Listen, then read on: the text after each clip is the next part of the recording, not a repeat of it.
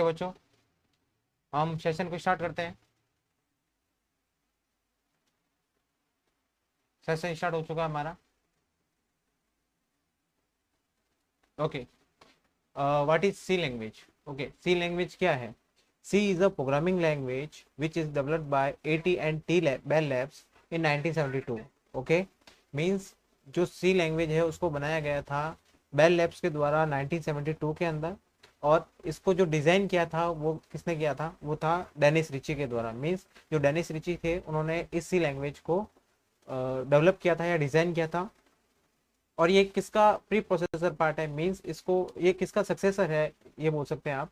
ये B language का successor है। मींस BPCL जो लैंग्वेज थी उसको आगे बढ़ाकर डेनिस रिची ने सी लैंग्वेज का निर्माण किया था। मीन्स इसको क्रिएट किया था। अब इसके बारे में देख लेते हैं। It is reliable and simple and easy to use. Means ऐसा क्यों बोला गया है? ये रिलायबल है, सिंपल है और साथ ही साथ इजी टू यूज़ है। मीन्स ये आराम से यूज़ की जा सकती है।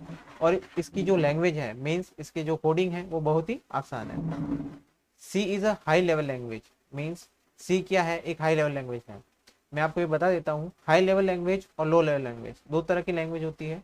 उसके अंदर क्या होता है?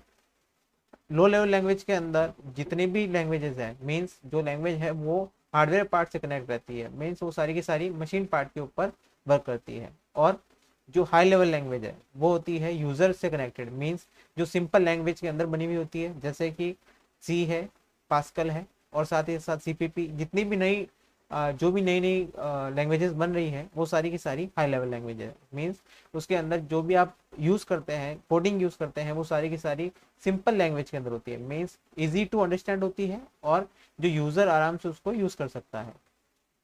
अब मैंने कल आपको बताया था कि हमने टर्बो सी का IDE यूज़ किया है। ओके, टर्बो सी का IDE यूज़ किया है। मीन्स IDE क्या है? What is IDE?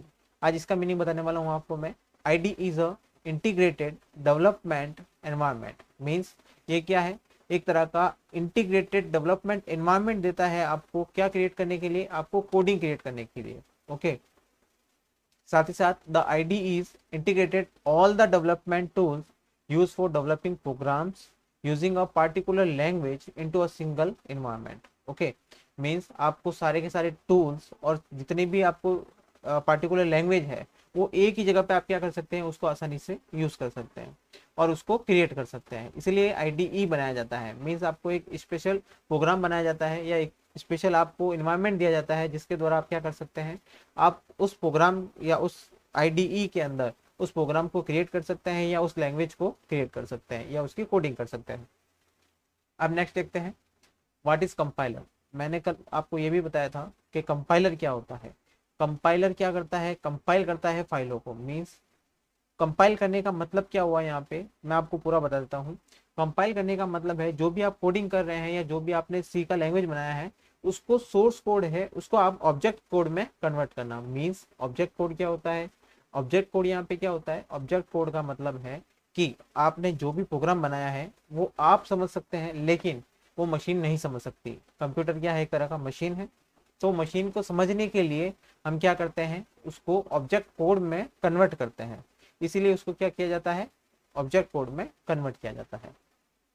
ओके, अब यहाँ पे देखिए, compiler is the first scan the entire source code for error and if the source code is error free is translate each line of the source code into its equivalent machine code and saves the translate version into a separate file called object code। मैंने आपको ये simple language में बता दिया है कि क्या करता है। कंपाइलर क्या करता है? पहले पूरी जो सोर्स कोड है उसको क्या करेगा? स्कैन करेगा। उसके बाद में उसमें देखता है कोई एरर तो नहीं है। मीन्स एरर मीन्स अगर आपने कोड गलत लिखा है, उसकी कोई कोडिंग गलत है, मीन्स आपका कोई सिंटेक्स गलत है, वो क्या करेगा? उस जगह पे वो आपको एरर शो करेगा। अगर मैं आपको दिखाऊंगा एक प्रोग्राम रन करके, अगर उसके अंदर अपन क्या करते हैं, अगर किसी भी कोड के अंदर कुछ गलती होती है तो वो क्या करेगा? उस कोड को वहां पे एरर शो करेगा। मैं कंपाइलर आपको रन करके भी दिखाऊंगा, उसके अंदर एरर क्या आती है कंपाइलर के द्वारा, मैं वो आप भी आपको रन करके दिखाऊंगा। अब यहाँ देखते हैं व्हाट इज इंटरप्रीटर। अब यहाँ पे बात होती है कंपाइलर की और दूसरी बात होती है इंटरप्रीटर की। ओके, इंटरप्रीटर क्या है?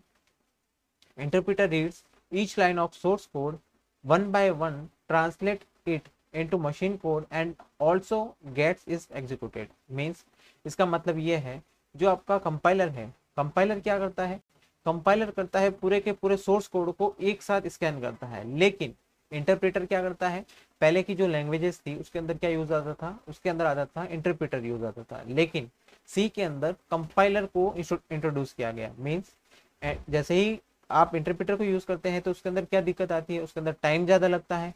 टाइम क्यों ज्यादा लगता है, क्यों, क्योंकि यहाँ पे वो each line of source code, means वो रीड करेगा प्रत्येक लाइन को और उसके बाद में उसको देखता है कि कहाँ पे आपकी एरर आ रही है।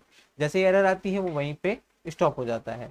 लेकिन कंपाइलर क्या करता है, कंपाइलर पूरे कोड को एक साथ रन करता है, मीन्स एक साथ स्कैन करता है, उसके बाद में वो एरर शो करता है कि आपकी किस लाइन के अंदर एरर है। फिर आते हैं low level properties, means low level language की क्या क्या प्रॉपर्टीज होती है और हाई लेवल लैंग्वेज की क्या क्या प्रॉपर्टीज होती है, मैं दोनों बताने वाला हूँ, अच्छे से आपको समझाने वाला हूँ।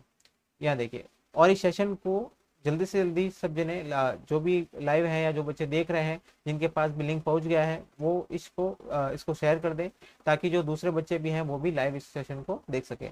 मैं हर रोज हर रात को आपके लिए इसी टाइम 9 बजे आपके लिए लाइव सेशन लेके आऊँगा, जिसके अंदर हम सी लैंग्वेज और C++ जैसे जैसे हम कोर्स करते जाएंगे वैसे वैसे हम नई नई लैंग्वेजेस भी देखते जाएंगे। इसी तरह हम लाइव आके आपकी क्लास लेते रहेंगे। लो लेवल प्रॉपर्टीज क्या होती है, low level language allowed to access and manipulate individual bits of byte. Means यहाँ पे ये बात कर रहा है मशीन कोड की या मशीन लैंग्वेज की, मीन्स जो क्या होती है मशीन लैंग्वेज से अंडरस्टैंड होती है। तो यहाँ पे ये किसके ऊपर काम करेगा, ये काम करेगा बिट्स ऑफ बाइट के ऊपर, मीन्स जितने भी बाइट होंगे, जैसे 0101 के अंदर वर्क करता है कंप्यूटर तो उसके ऊपर ये वर्क करता है। Low level language allow to access and manipulate the information directly in hardware register. Okay, मैंने क्या कहा था, लो लेवल लैंग्वेज आपकी मशीन लैंग्वेज से जुड़ी हुई है, इसीलिए ये क्या करेगा, सीधा का सीधा जुड़ा होगा आपका किससे, हार्डवेयर रजिस्टर से। इसलिए यहाँ पे क्या करा है, low level language allow to access and manipulate the information directly in hardware registers.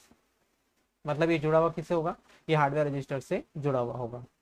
साथ ही साथ थर्ड पॉइंट क्या कहता है हमारा, low level languages support the concept of dynamic memory allocation. Means आपको क्या करता है, ये सपोर्ट करता है concept of dynamic memory allocation को। ये डीएमए क्या होता है, मैं आपको नेक्स्ट सेशन के अंदर डीएमए पूरी तरह से समझाने वाला हूँ, लेकिन अभी थोड़ा सा समझा देता हूँ इसको कि डायनामिक मेमोरी एलोकेशन क्या होता है। मीन्स आपको क्या होता है, एक मेमोरी का पार्ट होता है, मीन्स जहाँ पर आपका क्या होता है रजिस्टर के अंदर मेमोरी स्टोर होती है। तो ये क्या करता है, लो लेवल लैंग्वेज आपको डायनामिक मेमोरी एलोकेशन देता है। मीन्स आपको पहले से ही वो जगह घेर के नहीं रखनी पड़ती है, मीन्स उसको इनिशियलाइज नहीं करना होता है।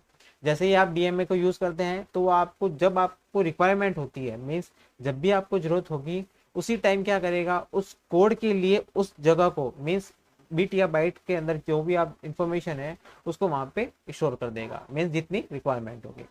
अब देखते हैं high level language properties. High level language properties क्या कहती है, फर्स्ट पॉइंट है हमारा, high level language have easy to understand grammar that allow the programmer to implement logic efficiently and naturally. मैंने आपको बताया था कि हाई लेवल लैंग्वेज क्या करती है, वो होती है इजी टू अंडरस्टैंड। मीन्स आपकी जो भी यूजर है वो यूजर उसको सिंपल लैंग्वेज के अंदर, जैसे आपकी इंग्लिश है या जो भी आप यूज करते हैं इंग्लिश लैंग्वेज है, उस लैंग्वेज के अंदर वो बनी हुई होती है और उसको आसानी से यूज कर सकते हैं। यहाँ देखिए, high level language have easy to understand grammar that allow the programmer to implement logic efficiently and naturally. Means आप उसको आसानी से समझ सकते हैं। दूसरा पॉइंट क्या कहता है हमारा, high level languages have a rich set of operators that allow the programmer to implement arithmetic, logical और computation in their natural form। Means आप जो भी कैलकुलेशन करते हैं, जैसे कि मैं अगर प्लस करना चाहता हूँ, माइनस करना चाहता हूँ या जो भी अर्थमेटिक ऑपरेशन करना चाहता हूँ, उसके लिए अलग से ऑपरेटर्स हैं, जो कि नेक्स्ट सेशन के हम अंदर पढ़ने वाले हैं कि ऑपरेटर्स क्या होते हैं, वो कैसे वर्क करते हैं और उसके अंदर क्या क्या चीज़ें होती हैं, वो सारी चीज़ें। ठीक है, अब यहाँ पे ये कह रहा है कि अर्थमेटिक और लॉजिकल जितनी भी कंप्यूटेशन है, मीन्स आप जितनी भी कैलकुलेशन कर रहे हैं वो आप नेचुरल फॉर्म के अंदर या आसानी से कर सकते हैं। अब ये कह रहा है third, high level languages have a rich set of construct that allow to implement decision and iteration efficiently and easily. Means आपका यहाँ पे क्या होते हैं, कंस्ट्रक्ट होते हैं, और यहाँ पे क्या करता है वो आपको डिसीजन लेने में और इटरेशन मीन्स आपका जो कंडीशन है, कंडीशन को अप्लाई करने में आपको एफिशिएंटली और इजीली आप उसको अप्लाई कर सकते हैं। तो ये थी लो लेवल लैंग्वेजेस की प्रॉपर्टीज और हाई लेवल लैंग्वेजेस की प्रॉपर्टीज।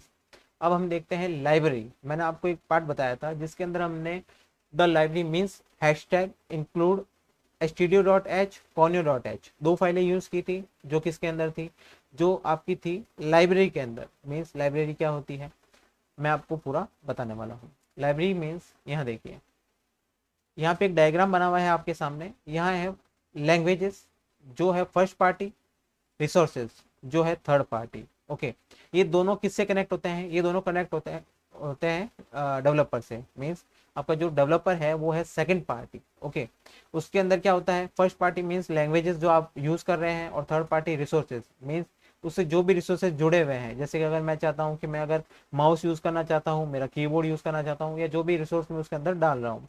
ओके, तो ये सारी की सारी चीजें प्रोसेस होकर डेवलपर के पास जाती है, और डेवलपर क्या करता है, उसका एक एप्लीकेशन क्रिएट करता है। मीन्स उसको क्या करता है, एप्लीकेशन के अंदर यूज कर रहा है, तो वो एक तरह का क्या होता है, एक एंड यूजर होता है। ओके, अब यहां देखते हैं next, the library is a collection of resources.